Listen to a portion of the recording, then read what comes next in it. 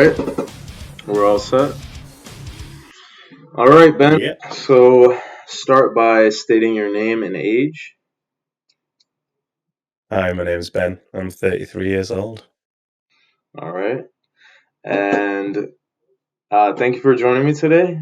Just gonna be doing a quick Welcome. interview, and um, yeah, I look forward to it. I'm excited. I'm excited to get to know a little bit more about you. And if you guys didn't know, Ben is a streamer on Twitch. He streams just chatting. He does numerous things. Even plays video games. Occasionally. Yeah, but he's just an awesome streamer. So let's get started. So Ben, let's start from the beginning. Like, what made you get into Twitch? What made you, decide I'm gonna start streaming? Um, I think, during lockdown and spending a lot of time at home, I really missed being able to go out and socialize with people. I consider myself quite an outgoing and talkative person, so yeah, being stuck at home all the time, it wasn't really good for that. Just it meant I wasn't meeting as many people. And I'd seen that just chatting was growing as a category on Twitch. And I just thought, maybe it's something I can do. Maybe it's a way that I can, just meet people and talk to people and shit. Cultivate a little community, like-minded people.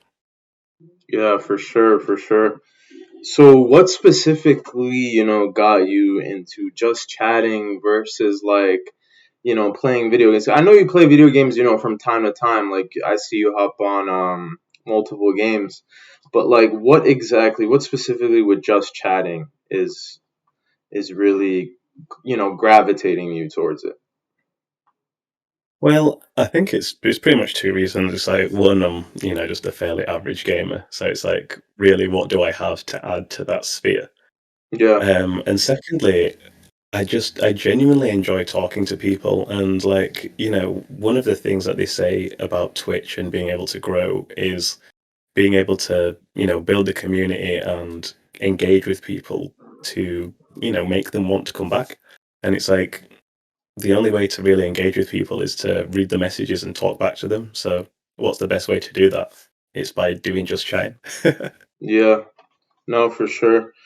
Um, So now while you do just chatting, obviously I watch your streams. You play metal music, and all different types of metal. Death metal, melodic death metal, all different types. So you know, to kind of segue between live streaming and your love for metal. What made you get into metal? Specifically, different the types you like because you like a certain kind of metal. You don't like. I know you more on a personal level. You don't like certain bands. You don't like how do I say it? The casual popular metal bands. You're more into a niche style of grungy deathcore. So what made you Yeah, get I into think that? that's fair to say. Funnily, I would say the thing that probably got me into it was Linkin Park and Limp Bizkit. What was the first? What was the song of Hybrid Theory? Crawling. It's like, or maybe even One Step Closer. It might have been actually. When I first heard One Step Closer, because I remember when I was around 11 or 12, I'd heard songs like "Smells Like Teen Spirit" by Nirvana, but obviously it's not quite the same. And then I just remember hearing, One Step Closer and like break stuff, and I think it was the song for Mission Impossible, the song that they did for that. Mm. And Now as soon as I heard it, because the viewers, most of the or not the viewers, but the people in my class, they don't really. I don't think they're really familiar. Most of them, some of them might, but like this is early 2000s, so just yeah, to you know give a better perspective. You've been a metal fan for what, like over 15 yeah, years, two right? decades now. 2 decades, man. That's a lot. So. Yeah, yeah. Now, have you seen metal like change over time? Like specifically, different styles and stuff throughout the years. Oh yeah, I mean, like, there's always been a certain type of metal that was always the most popular, and it's usually like the most accessible. I would describe it as is typically what becomes the most popular. Hmm. But it's been interesting seeing it go from like, well, yeah, just seeing the different scenes, like when emo was big when I was younger with the MySpace thing, and Oh then yeah, for sure, moving for into sure. like more the deathcore scene, which Hmm. still had that scene look. Now, And then now, did you ever get characterized growing up as being emo? Were you was that something you had to deal with, or not necessarily? no, I was never an emo kid, so Oh, okay. it was never a label that I ever had to wear. Gotcha. How did your classmates, did they know that you were into metal? Did they embrace it, or how was that? Yeah, I mean, like, I never kept it a secret. It was fortunate. Like, a lot of my close friends at the time were also getting into metal. Yeah. So I remember, in school at sixth form, we would have some speakers on where we'd just play music out for everybody, and it'd just be metal. So, and I'd wear like band t-shirts and hoodies and stuff after going to gigs. So, I didn't keep it a secret. Hmm. Now, speaking about like, comfortability, I'm gonna segue a little bit back to streaming. When you first started, because you started, I want to say about a year ago, was it? A little bit over a year ago, when you, like, around quarantine Yeah, time. So was that yeah. like uncomfortable at first? Did you feel nervous going and putting yourself out there in front of, you know, random people, essentially, strangers, right? Did that feel um, nerve wracking for you? Um, yes and no. Like, I wasn't really. Well, in fact, I remember at the time, like, my hair was quite short, so I was wondering, like, how people would react to it. Hmm. But other than that, I felt fairly comfortable being able to speak to people. Um, but I think I was more worried about, yeah, who would even show up or what would happen or, you know, what people, yeah, might expect from you, if that makes sense. Hmm. And with being on Twitch, you meet all different types of people from different countries. Um, were you able to, develop friendships out of streaming? Like, was that one thing that, if you could look back on from the time you started to now, you know, whether, you've made friends that, might last a lifetime. Do you think you found that? You know what? There's definitely people that I have met on Twitch that I could totally see myself being friends with for my whole life. And I think one of the things that is interesting about Twitch is that you can meet people from all around the world. So you Exactly. can meet people who have like everything in common Mhm. and they're like a really similar person, but they just live on the other side of the world, and it's just like this is crazy. This is actually crazy. Like we Yeah, live no, me and worlds apart, you, but we just like the same yeah. person. No, me and you were definitely talking about this, before we even started this interview. It was like, I mean, all the people in the class already know, you have a British accent. You're obviously, you're from the UK, and there's definitely differences between, someone in America and, again, someone in the UK. Goes over in old Blighty. Yeah, yeah. No, like, do you get asked that a lot when you stream, like all the differences between different countries and stuff? Is that something?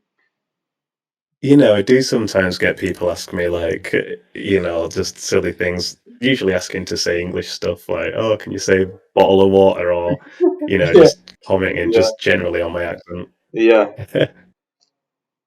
Oh man. Some people find the way that I say no pretty interesting. Hmm. No, it's definitely live streaming is tough, man, because like someone like you have to find the time for it. Obviously, you have another job, right? Um, Yeah, I work full time. full time, and so what do you do specifically? Uh, I work basically as like a HR administrator, so it's like HR mm, administrator. employee record management, basically like database management. Okay. So would you say it's tough, you know, balancing everything out, having a work life, you know, in real life friends, your social life, and then a Twitch, you have that, those group of people. Would you say it's hard balancing that out, or is it? Yeah, it certainly can be, because there's only so many hours in the day. It's like, if you work a full-time job, Mm, then and then you stream as well for a few hours, like how many hours do you have left in the day to do other stuff? It's like not very much. yeah. So the more you stream, the more you actually can't really do anything. And this is the irony of streaming. It just kind of locks you into your room all the time Hmm. because you can't do anything else while you're streaming. And people are always like, oh, stream for a few hours at a time. Like, make sure you stay on for a bit so that, people can find you when you're there and all this other stuff. So you're kind of incentivized to stream for a long time. But Yeah. yeah, the irony is the longer you stream, the less you do stuff. So I often feel that when people ask me what I've done, I never can say many exciting things because I don't get a chance to get out much. Yeah. All right. One final question, Ben. So, would you say that streaming, or when you first started streaming, let's say, did you expect to get as big as you thought? Or I mean, I know you're still a preferably smaller streamer, but did you expect, like, I've seen your channel sometimes. This chat is going crazy. You're getting, you know, other streamers coming, bringing their viewers over. So, did you expect the growth that you've had? And also, do you have any goals for the future? um, I didn't know what to expect, to be honest. Mm, Um, yeah, I kind of just came into it a bit blind and yeah. just been like, yeah, let's just see what happens, I suppose. Um, I mean, as for goals, I think I just want to grow. I don't know if I'm being honest. Like being a professional streamer, being a full time streamer Yeah. scares me because Mm, it means you either rely on your income from your viewers directly giving you money, mm, or it means that I have to essentially be a walking advert and probably for items that I might not necessarily know anything about or want to use or myself. So it might end up being, oh look, I'm having to do streams sponsored by Raid Shadow Legends to pay the bills, even though I hate Raid Shadow Legends and I wouldn't want anybody to play it. You know yeah. what I mean? So it's just like Yeah. No, I know. Yeah, for sure. being put into that situation scares me. So I think, just what I would like for the time being is just, yeah, just to keep growing and to be able to just invest a little bit more in my stream. I think the final goal would be, obviously a DSLR camera, probably an XLR mic, Yeah. and then, then I've got a really high quality looking stream, and that's it. So I think they're my goals to, to grow the stream and to make enough money through it to be able to invest back into the stream and get those items. Hmm. Well, Ben, I think we had the pleasure of learning a lot about you, and I appreciate Yeah, you for doing this interview, man. I hope you definitely, you know, grow and meet all your, how would I say it? You know, your accomplishments. And honestly, man, I'm gonna support you. I know there's a shit ton of viewers that's gonna support you. So best of luck to you, man. Thank you. Thank you for doing this interview. yeah cheers, dude. Peace out, man. Yeah, man.